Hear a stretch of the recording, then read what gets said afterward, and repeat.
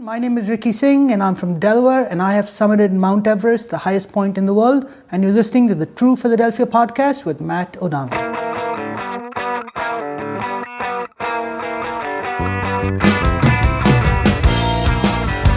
Ricky Singh, a businessman from Greenville, Delaware, is among the most genuine, thoughtful, spiritual, and peaceful people I've ever met.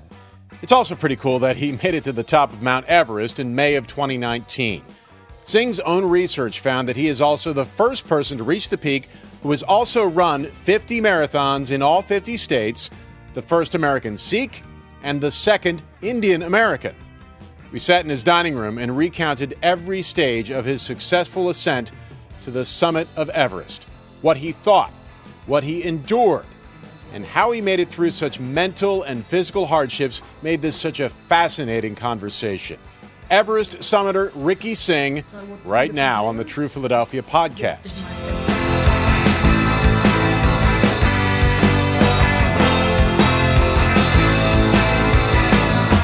Hello, everyone. I'm here with Ricky Singh of Greenville, Delaware, a very special person because you managed to run 50 marathons in 50 states, and then, just to put the icing on the cake, you climbed Mount Everest last year.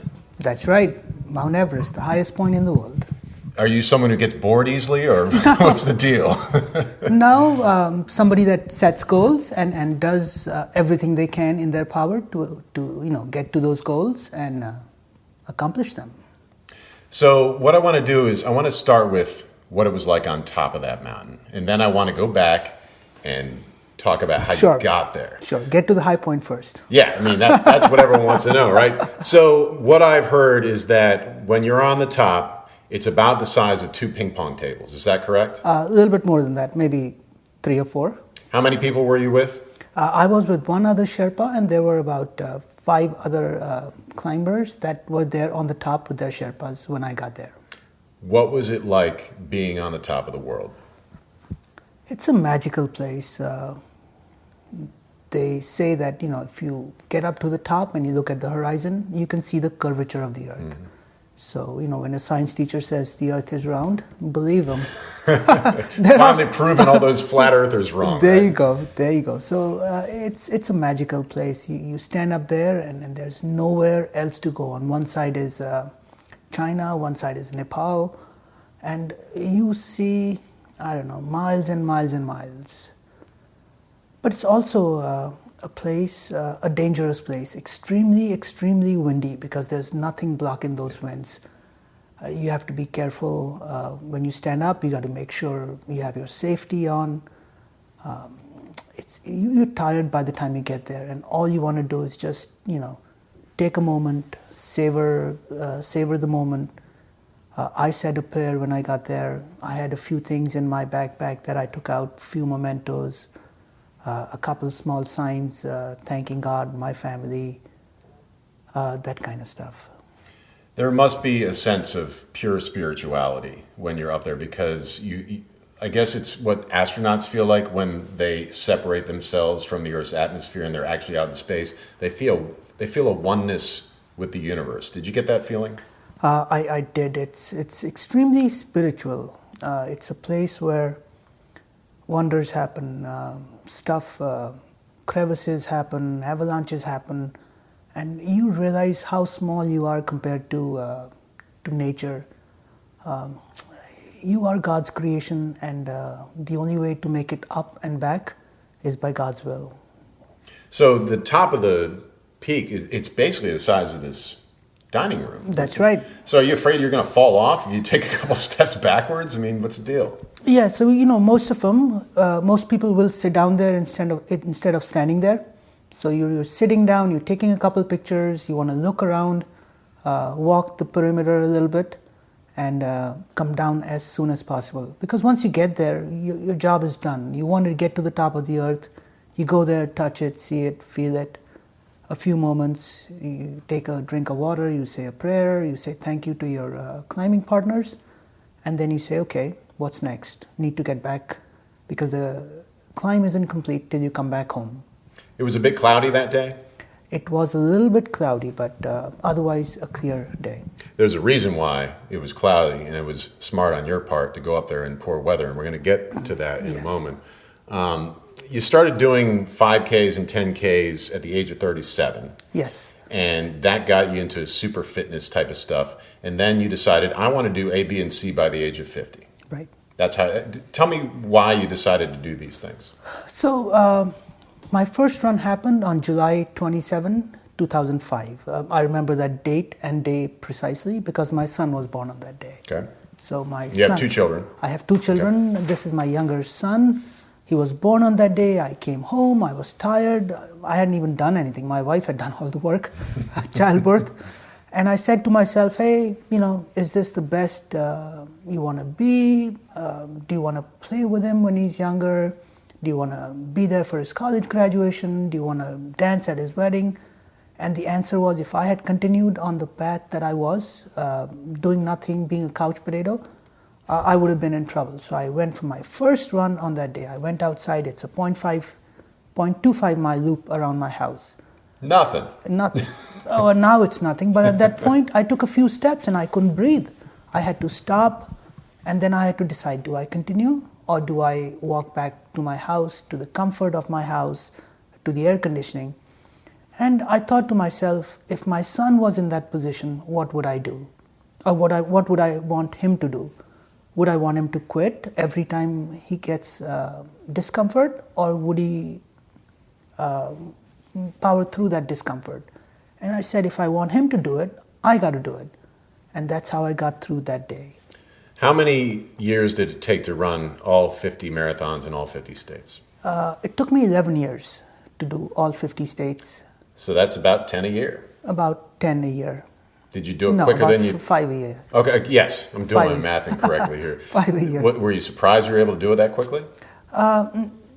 Towards the end, I was really kicking. So initially, it was just one a year, 2 a year. And then afterwards, towards the end, as I got fitter, I was doing 1 a month. Which is the worst marathon and which is the best one, in your experience? There were many good ones and many bad ones. and I finished every one of them, and that's the key. I had one in Omaha, Nebraska that I remember was really good for me because I was fit, I was really good, I was kicking asphalt there, I was running like crazy, and that stands out. And of course there's marathons that are beautiful, there's one in Death Valley, there's one in Hawaii, there's one in Alaska, all these destination marathons that it's beautiful scenery. Also ran the Marine Corps Marathon, which to me was probably the most motivating because you're running with people that have given everything for their country. Their hands, their legs, parts of their body that you couldn't even imagine. And they were running, some of them were running with rucksacks, some of them were in wheelchairs. And to be surrounded by those people, to receive a medal at the end from a Marine, it's probably one of the finest memories of my life. Which state was the last one you did?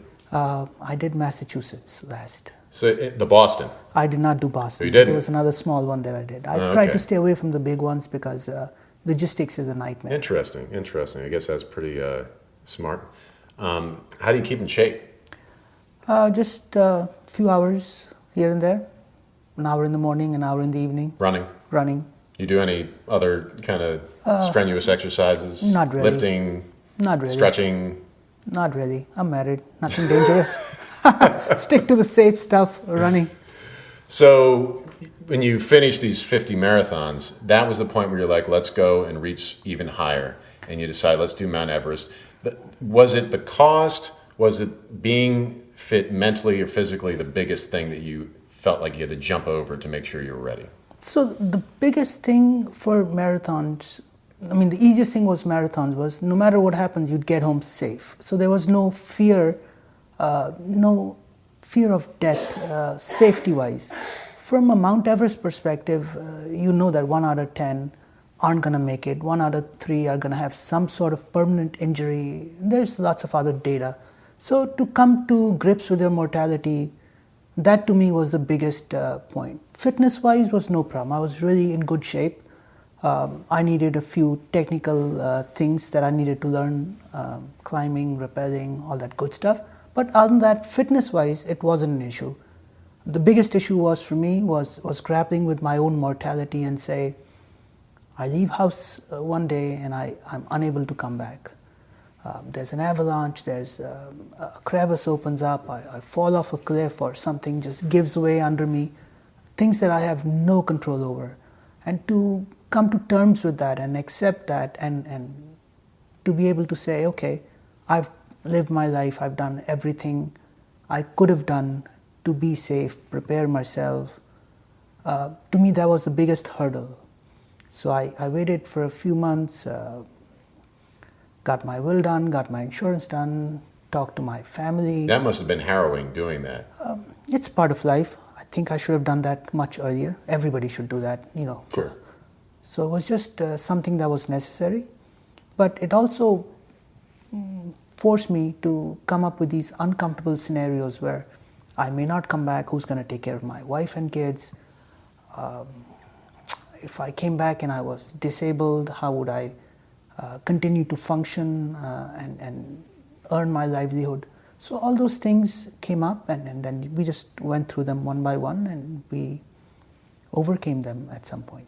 You visited Nepal several times, not only to get acquainted with the high altitude, but also the culture, the food, and I guess the climbing industry there. Right. And you also climbed the one of the higher mountains, the 8th tallest in the world. Mount Manaslu. Which is 26,000 feet, 3,000 feet below Everest. How was that? So I had broken up my Everest mission into 5 different phases. The first phase was I would go and I would touch 5,000 meters, which is the Everest base camp. The second phase would be I would go and touch 6,000 meters. The third phase was 7,000, then 8,000, and then Mount Everest was finally 8,800.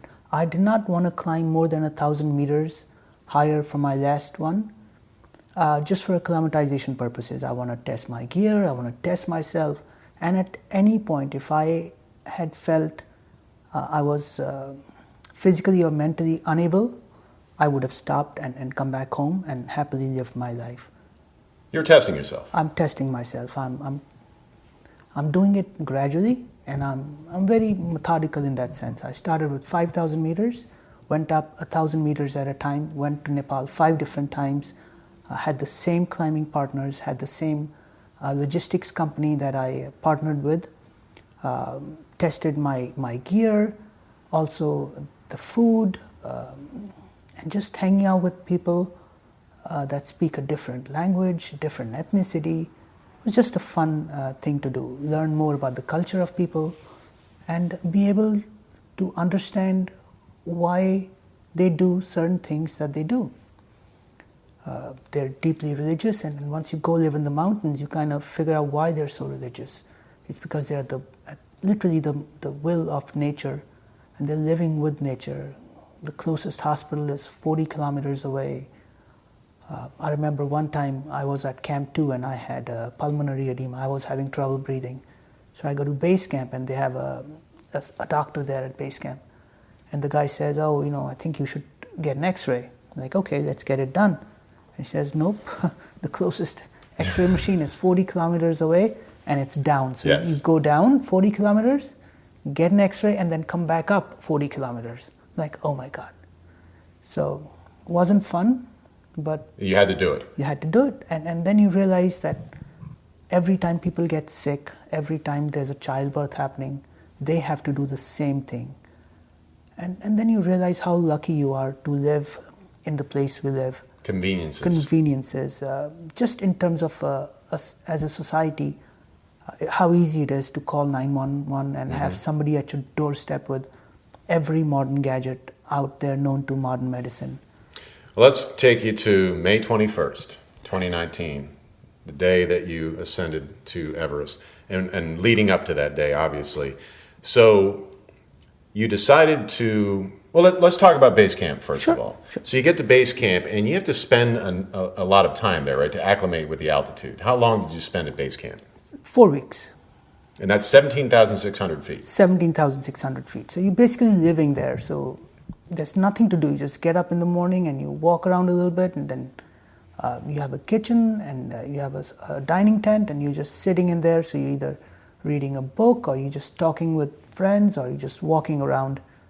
It's something you have to do because your body has to get acclimated, your body has to get used to. What happens is the higher you go, the lesser the amount of oxygen, and your body compensates for that by producing more red blood cells. And you've got to give your body a chance to produce those red blood cells so they can absorb that oxygen as you go higher. The moment it was time to start the ascent, someone checks you out, someone asks you, your climbing partners, how does that happen when you're like, all right, we're ready? So we keep checking the weather forecasts, and once we figure out our climbing window. So to have a summit on May 21st, we left base camp at May 17th. So from May 17 to 18, Camp 1, then next day Camp 2, and then next day Camp 3, and then Camp 4, and then from Camp 4 to the top.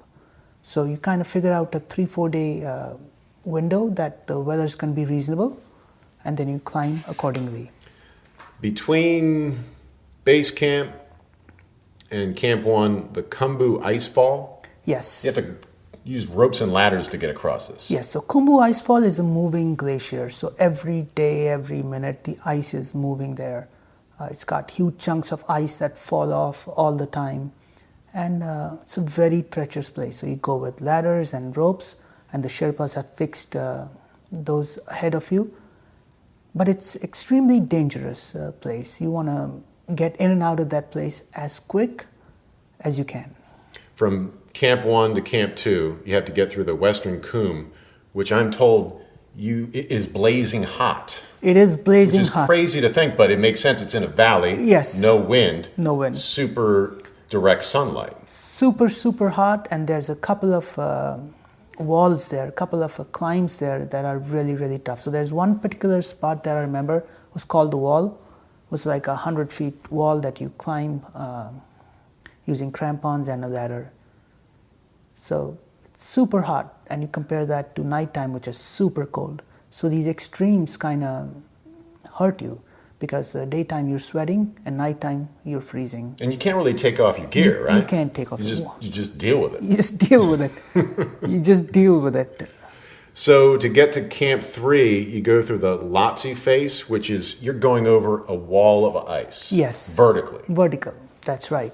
It's probably, after the Khumbu Icefall, the toughest thing to do, because it's a constant climb. You know, you look up and, you never see the end of it. You can't see the top. And then you just constant climbing. And it's really, really exhausting. You can only carry so many supplies with you. So, Sure. You're kind of rationing your food and drink. You're melting the snow for water. Mm-hmm. And that's really the water source, is the mountain. That's the only water source. And water takes forever to boil. Sure, because it's not so enough hot. oxygen. Not enough oxygen to burn. You need oxygen to burn. You use a lot of fuel for a little bit of water. So that's one of the toughest parts. Again, getting over the Lhotse face. You get to Camp 4, and this is what's known as the beginning of the death zone. Yes. Explain what the death zone is. So 8,000 meters and above, no life can exist. And that would be 26,000 feet? 26,000 for people who use... Yes, 26,000 feet. No life exists there. The oxygen is 1/3 the level there is. You cannot survive. Your body's eating itself. There's not enough oxygen, there's not enough food, there's not enough nutrition. Your body can't digest anything, there's not enough blood supply. So you're internally, your body's eating itself. It's eating its own muscles to survive. Non-essential functions are being stopped, and that's why there's so much frostbite and stuff that happens. Because as you go up, the non-essential body parts get no oxygen. It's a place where you begin to die, and the clock is ticking to get out before you actually do die. That's right. It's a place where the clock starts. Tick, tick, tick, tick.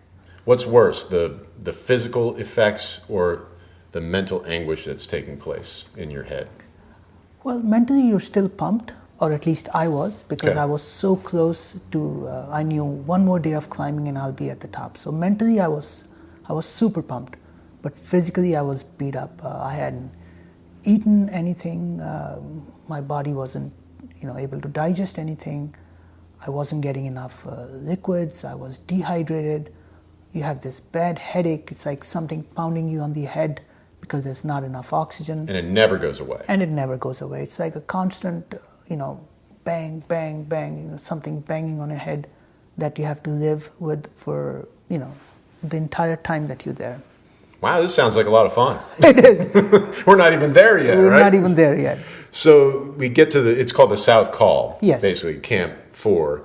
And you wait there, and then once you leave Camp 4, that's when you really are like, I'm either going or I'm not. Yes, right? yes. So once you leave Camp 4, that's D-Day. You know you're either going to make it to the top, and if you don't, you want to come down as soon as you can. Between Camp 4 and the top is where you see dead bodies. That's where you see people. What was it like seeing the first dead body on the mountain? It's surreal. You see someone and they look fresh because the cold weather and the snow kind of preserves the hairs moving around, and it's just surreal to see. Just look like somebody's sitting and taking a break, and then you realize, nope, he's not coming back. Wow. And I mean, people know this, but just to point out, they don't remove bodies, they don't remove trash. No. It's just left there. It's part of the there. mountain now. It's part of the mountain now. More and more efforts are being done to remove the trash. So now they have a zero trash policy. So on our climb, we brought back everything we took up. So that means empty shells, any wrappers, any food covers. So it's a zero waste policy. That's good. That's good. So we brought everything back. But still there's people that leave stuff there just because they're physically unable to carry it back, and it becomes a matter of survival. And they're just trying to push themselves back to safety. So we're almost at the top.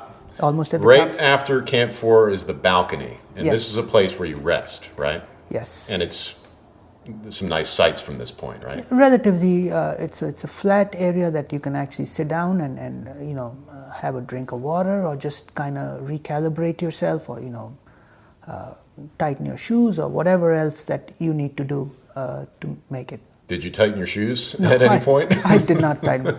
I did not tighten my shoes, but I did go down on my knees and say a prayer and kind of buck myself up and say, hey, you can do it. You're so close. It took you almost 3 years to get here. You're literally at that point 3, 4, 5 hours away from the top, depending on your speed.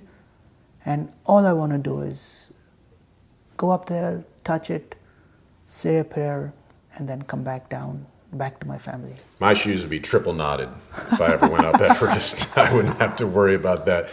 Next is the Cornice Traverse, which is another difficult climb. It's a face of snow and rock, right? Yes, it is. And at that point, everything is just takes forever. So for every step you take at sea level, it's like taking 10 steps there. So you're literally taking a step, breathing hard, trying to get as much air in you as you can, and then taking that step again. So it's a long, long, long, long journey. Every breath, I just can imagine. I've watched videos on YouTube, and you hear people's breathing when they get near the summit, and it's just like... Yes, absolutely. It's hard to get any oxygen in. It's hard to get any oxygen in. It's really, Did you have tanks, by the way? I did have oxygen, and Even that, it's hard. Even with that, it's extremely, extremely hard. I couldn't imagine going without it. I know people do that all the time. People do that all the time. Hillary Step. Tell me about the Hillary Step. And that's, of course, named after Edmund Hillary, who we think was the first person to get to the top of the mountain. It might have been George Mallory, but in any event, what's the Hillary Step? Well, it's just a rock face that you have to get over to get there. People say that it used to be a lot tougher a few years ago, but then they had an earthquake in Nepal, and that kind of changed the character of the Hillary Step. once again, it's just another obstacle. So all these are merely bumps in the road. By now they are. You can literally feel at the top, and you know that all you got to do is put one foot in front of the other, and you will make it to the end. And the biggest thing is to control your mind and make sure internally you haven't given up. Internally you're strong. Internally you're saying, oh, I got this. I've trained for this. I've worked hard for this. It's an easy thing. Nothing's going to happen to me. When you get through this Hillary step, there are ropes that you need to latch onto, and Yes. it's one person at a time. One and person. It's very slender and narrow, right? It's very slender and narrow, and sometimes you have more than one person hanging on the rope, and you just have to trust that the rope is strong enough, take your weight and the weight of a couple other people hanging in there. So there's people going up and there's people coming down, all on the same rope. So imagine a one-way road where two cars won't fit. So if you have two cars in the opposite direction, somebody has to back off. Yeah. And since if you're going up, you're going to be the one that's coming down, because the guy at the top can't go back up top. He has to go down. So you do this many times, and it just another thing that's going to tire you. Sure. Are you looking around? Are you looking down? Are you paying attention to everything around you? I mean, I would be afraid to look down until I knew I was up at the top. Yeah, so when I was climbing, I was just looking at my feet one step ahead. I was looking to make sure everything was okay. I wasn't looking back, I wasn't looking down, because it's scary to look down. I was just glancing on the side, saw sunrise on the way up, but other than that, you just totally focused on survival. It's the ultimate rush. It's the ultimate, it's you against nature. You have to figure a way out to survive in that extreme environment. Before we talk about the top again, we're at the Hillary step right now. We're almost there, Ricky. We're almost there. You did something very smart, and not a lot of people did. You chose to go up in poor weather on that day, May 21st, to avoid the crowds, because the best weather days are when everyone's going to want to go up to the top of the mountain. And if people remember that famous picture of the log jam, it looked like the Schuylkill Expressway going up to the top of Everest. Right. That was the day after you made your summit, correct? Yes. So we were at Camp 4 and with a bunch of other people, and the weather was really bad. It was windy, it was extremely cold, and we all had to make a choice. Do we go up in bad weather so we can avoid the crowds, or do we wait for good weather and just follow people on that climb? And I made the choice, along with my Sherpa, that we can make it in bad weather. We can make it because the traffic was going to be light, so the ropes were going to be easier to access, and without the traffic, what would normally be a 12 or 14-hour climb, we could do it in 8 hours. So it would considerably cut down our exposure time outside. So even though it was cold and windy and it was tough and extreme temperature, our time outside could have been cut or will be cut, because there's not much traffic on that particular road. From the Hillary step to your first step on the top of the world, what's the transition between the two like when you finally make it? Once you get close, you're on the, it's like a razor's edge. So you're on the edge, you're walking a ledge that just... I'm getting nervous precarious. Right now with you describing it. No, not at all. So when you're there, you just put one step in front of the other. You don't think about all the things that could go wrong. Because if you started thinking like that, you'd never make it anywhere in life. So you're always thinking positive. You're always saying, hey, plenty of people have done this. I got this. No big deal. All I have to do is walk this step, one step at a time. How long did you spend up on the top? I spent 15 minutes. I hear that generally it's about 30. Yes. Was it a choice that you were going to leave after 15? Yeah, because we had gone in bad weather and it was really tough. We were really exhausted, and at that point, I was really knackered down, tired. I just wanted to get back to safety. I had climbed to the top, and I wanted to tell the world that, I had done it. And the only way to do that was to go back down and make a phone call or send a quick message and get back to safety as soon as I could. Ricky, did you take a selfie? No. You didn't? We did not take a selfie, but I do have a picture at the top. So it wasn't one of these, No. with the mountain behind me. No, not at all. Not at all. So you want to respect the mountain. Sure. You want to make sure you. People say they conquer Mount Everest, but nobody conquers Mount Everest. Mount Everest for the local people is a goddess, Sagar Matha they call it, and to get up top you need the blessings of the goddess. You can only make it to the top if the mountain lets you make it to the top. Mm-hmm. So no matter how skillful you are, no matter how smart you are, no matter how many layers of clothes or devices or tools you have, if the mountain doesn't want you to get up there, you're not going to make it up there. You had two goals, Ricky. Make it to the top and make it home. Right. How'd you do the second one? Once you get to the top, you just one step at a time back down again. And fortunately for me, the day I was coming down, the weather was really good. So all the people were going up and we were coming down. And it was a good feeling, Really? It's a good So feeling. the adrenaline kicks in again? For me, it did. Okay. For me, after a certain point, it did. So from the top to Camp 4, there was a lot of adrenaline. So after Camp 4 is you kind of, things start calming down a little bit. The adrenaline starts going away. Things start hurting. You kind of figure out. You start feeling hunger again. You start feeling thirsty. You have injuries? Lingering injuries? I do. I have frostbite on my fingers, and I lost 3 fingertips. Would you mind showing them? Here. Nothing debilitating, just simple, minor stuff. Is this common? It's very common. You knew it was potentially going to be the case for you.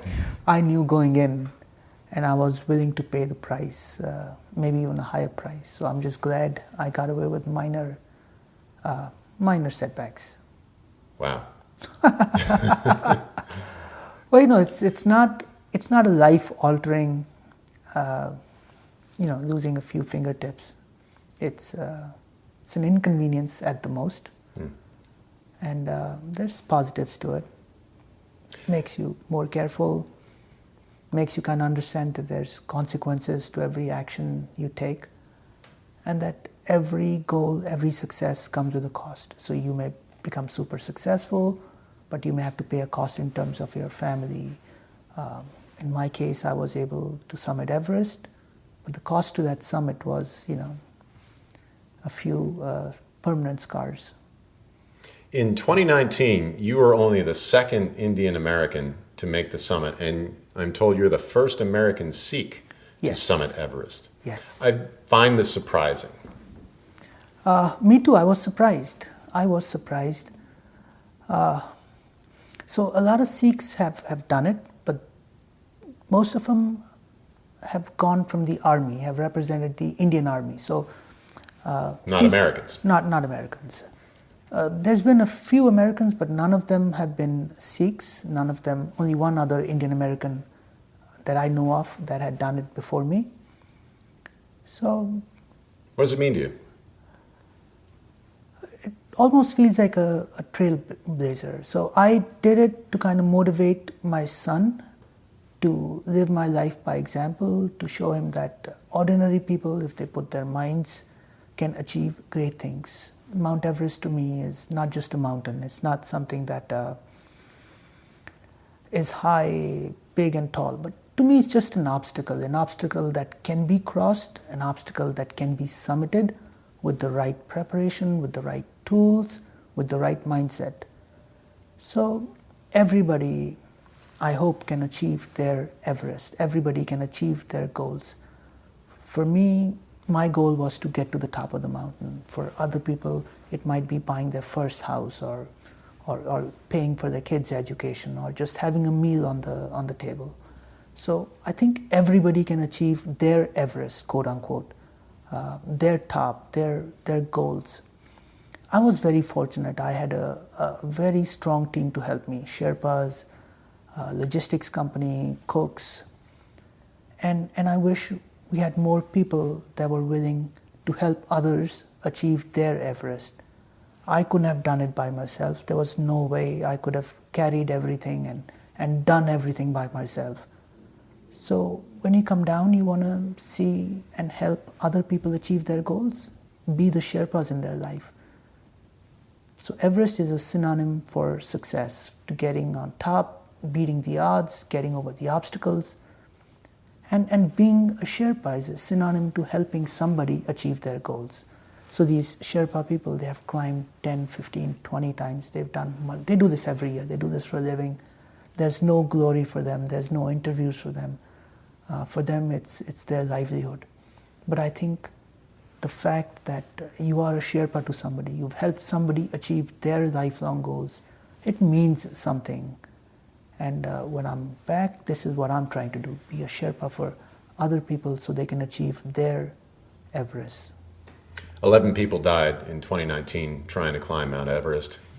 Once again, we saw that picture of how crowded it was on the mountain.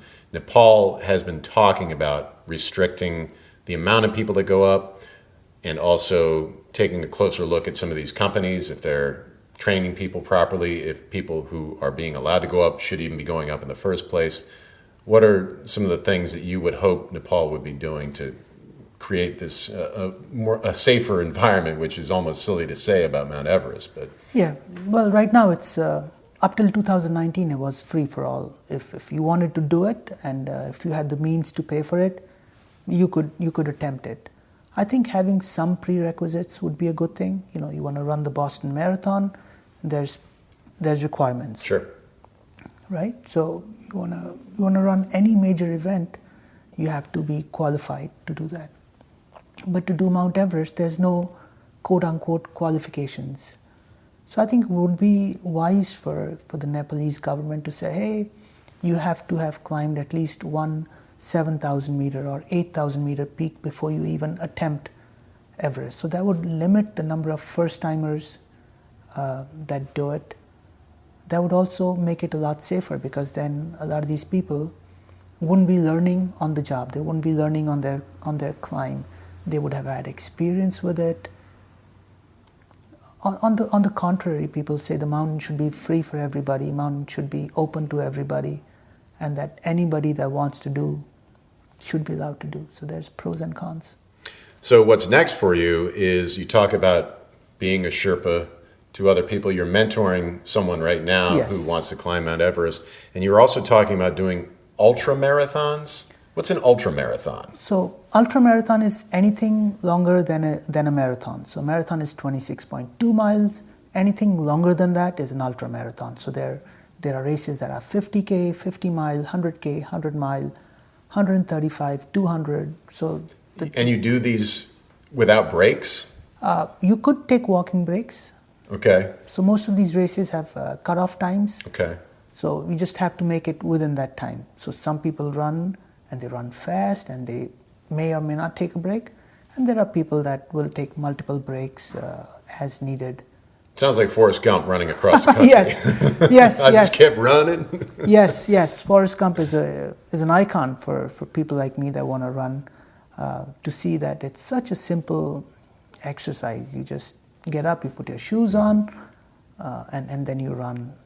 And then you run, and you run, and you run. What did you learn about yourself throughout all of this? The biggest thing I learned is the mind is bigger than anything else. You could be in extreme discomfort, you could be in cold, you could be in extremely windy, hostile environment. But if you can calm your mind down and control yourself and say to yourself, hey, right now it's a little bit tough, but if I can survive tonight, if I can survive for 3 nights here, I'll be back home in the comfort of my house, running water, electricity, beer, whatever fancies you. So you just have to be able to talk to yourself and say, hey, Right now it's a tough phase in my life. I'm going through some turbulence, but I just need to buckle down, put my seatbelt on, put my head down, focus on survival, and before long we'll be out of this turbulence and we'll be in extremely nice and calm temperatures. Ricky Singh, a man of many firsts and proud summiter of Mount Everest. Thanks for joining us on the True Philadelphia podcast. Thank you so much. It was a pleasure.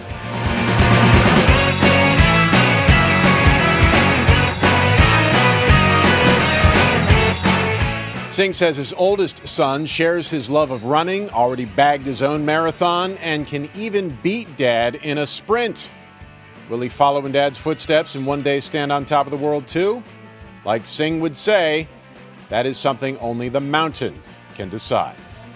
I'm Matt O'Donnell. Thanks for listening to the True Philadelphia podcast.